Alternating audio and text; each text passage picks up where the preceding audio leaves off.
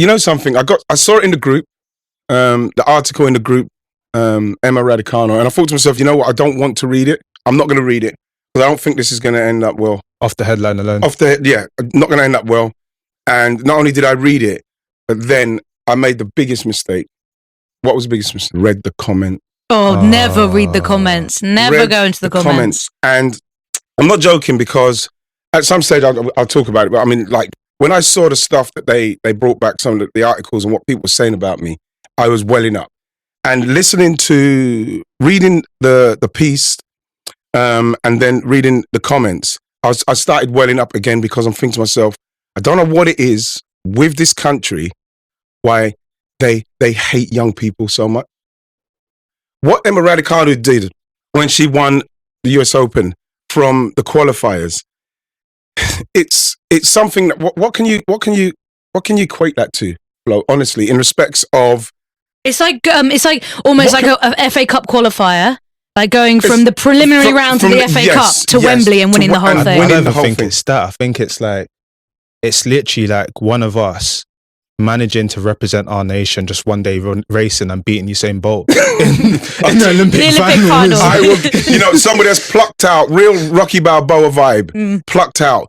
But what she done is something, and representing England, actually, let's face it, in respects of England and English tennis and British tennis, she's done the miracle. And you know what? In world tennis, what she done was miraculous. Now, when you see the negativity, and everybody was loving her, everybody's loving what she's doing and that, and the negativity to her, remember, it's still growing, still trying to find us, still training, because what she done again is unprecedented. And so, of course, you are going to get brands involved. Why wouldn't you? You're young, you've got to cash in on that because that's what it's about. People, I genuinely believe that people really think that she should play tennis and that's it. Nothing else. It doesn't work like that. And even with the brand work, what she does, the excuse for people using it saying, oh, she's the Porsche and the Tiffany and the this and that, she's not concentrating. In some of the comments, they were talking about the bumps on her face and stuff like that. Talking about her, talking about the dad and, oh, the dad's too busy now. They've got to get the dad out of it and that. This is the same thing what they said about Richard Williams. You know what I mean? How can you separate those two? How can you separate the fact of what they're trying to do? A young girl who's done something that I don't think we'll ever see again, right? And she's done it. And the hate is wrong. You read the piece, right, Flo? You know what I mean?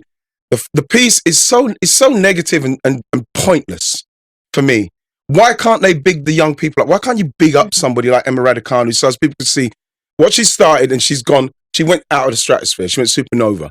But then there's got to be a coming back to earth with what's there. She's had injuries. She's doing her stuff. But what has that got to do with endorsements? What's that got to do with injuries? Why are we not giving her the maximum amount of support we can give this young girl who's still developing? It's so sad, but you expect it now. You expect it from the media, journalists, and the public. The people themselves. What was the saying my mum used to say? When the monkey can't reach the grape, him say it's sour. Right? So that translates as when a monkey cannot reach the grape, he says it's sour. Right? That is what those are the people that are constantly going at this 20-year-old girl. I just pray to God she gets through it. I don't care how many coaches she picks. That's her and her dad's and their family's problem. I don't care how many coaches she picks just to get it right. Because I don't believe that's a flash in the pan. Like even the guy was saying it, a one and done. You know something? Even Flo, Mayowa, if that's a one and done, and I could choose, I'm fucking taking that. I think it's the surveillance of it all as well. It's like certain publications have spent, ever since she won that competition, just documenting her every move. The girl breathes and we hear about it. Like, let her be an athlete. And I also think what's bizarre about the way that she's been treated is that tennis hasn't learned any of the lessons from Naomi Osaka, who, congratulations to her, she recently announced that she's pregnant. Wow. She's deliberately taken time off sport because she basically said, you guys made it miserable for me. Yes. And Johanna Konta, the same thing. She retired very young and she said like the British media were a big part of the problem there. It's like, don't like Heather learn Watson the had a few lessons. issues as well. And yeah, we were talking in the WhatsApp group, me and you, Mayowa, about the fact that we were actually like pleasantly surprised about how English media reacted to England dropping out of the World Cup. Whether that's because the news cycle moved so quickly because the Premier League was around the corner, who knows? There was a bit of Southgate out chat, but generally it seemed to be less toxic than usual. But the same can't be said for lots of other sections of the media and lots of other way that young British athletes are treated. Why is it, Flo? Why is it, Leo? Why? It's because they become celebrities and people are fascinated with their lives, and therefore the media need to perpetuate and find something and keep it going. fill the beast because they need clicks around it because they know, right, everyone is talking about Emma Raducanu. We need stories about her. We need to know what she's doing. And then this whole narrative around her coaches then became a story that people were constantly trying to keep updated with is, what will she do next? Who's going to be her coach? And it just kind of is a vicious cycle. Flo, I think you've just hit the nail on the head there. It's about when it's, from what I've seen in terms of British media and young talents, within football, what you have is they pick you up, they pick you up, they pick you up, they pick you up, they pick you up. You get to the top. We don't like that. We're going to pin you against someone else and we're going to pull you down. We've seen it with every wonder kid that's come up through British football. Here, it's a situation where this is so stark is because this is someone that achieved the impossible, put British tennis on the map again. And when I think about British tennis, I think about how with Andy Murray, it was sort of like, oh, great. And then when it didn't go right, he's Scottish.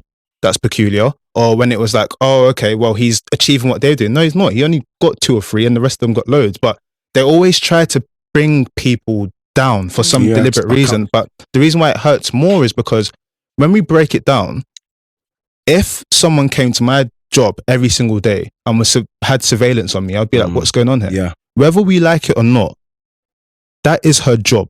Yes, she might get loads of endorsements, stuff like that. That is her job. She's 20. She's not been in that workplace for a long time yet. She's still going to progress and do great things. Why are you so fascinated about what she does in her job? And it's because people have this luxury of being able to see sports athletes all the time that they feel like they have the right to judge and speak on every single thing.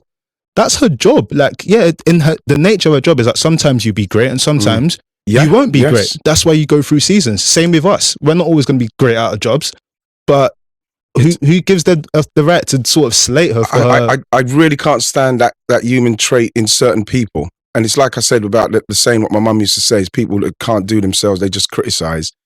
And it's people who can't achieve it themselves, they just criticize.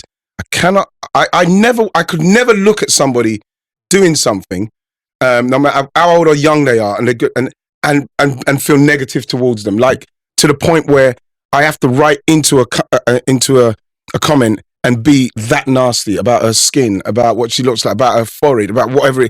With me, you read what the narrative and what they were trying to build for me while I was playing, and it was horrible to read because I wouldn't read the newspapers those times, and that's all I'm hoping is that she's not able to see those things, or people keep those things away from her.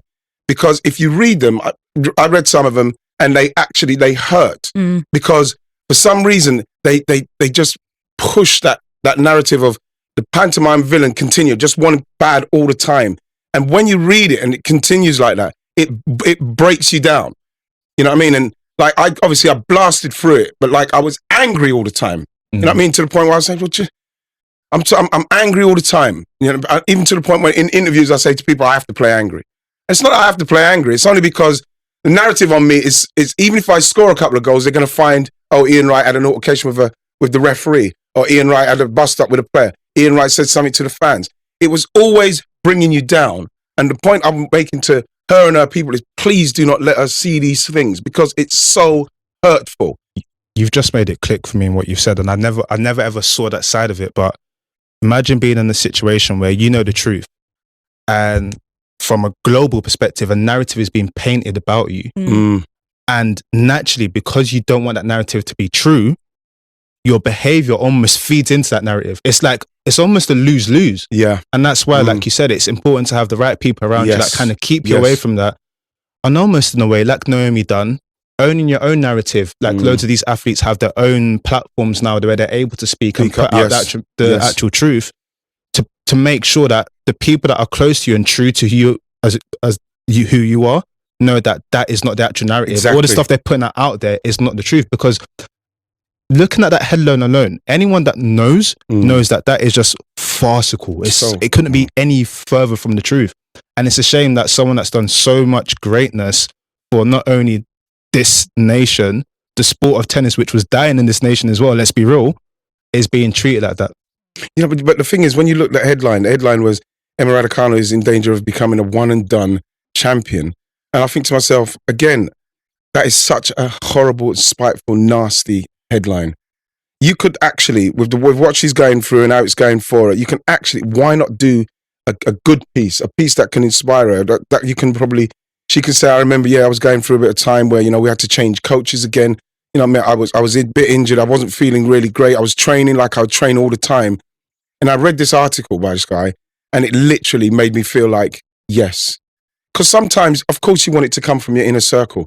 But why can't people just be nice enough to just say, you just keep blasting, Emma. You earn that bag. You take that bag and you go again. You blast, And if it's meant to be for you to go on and be one of the greats we've ever seen, then that will happen. But if it's not, your moment was amazing and you have to take full advantage of it. People should recognize that and not hate on people so hard, man. It's so sad to read it was.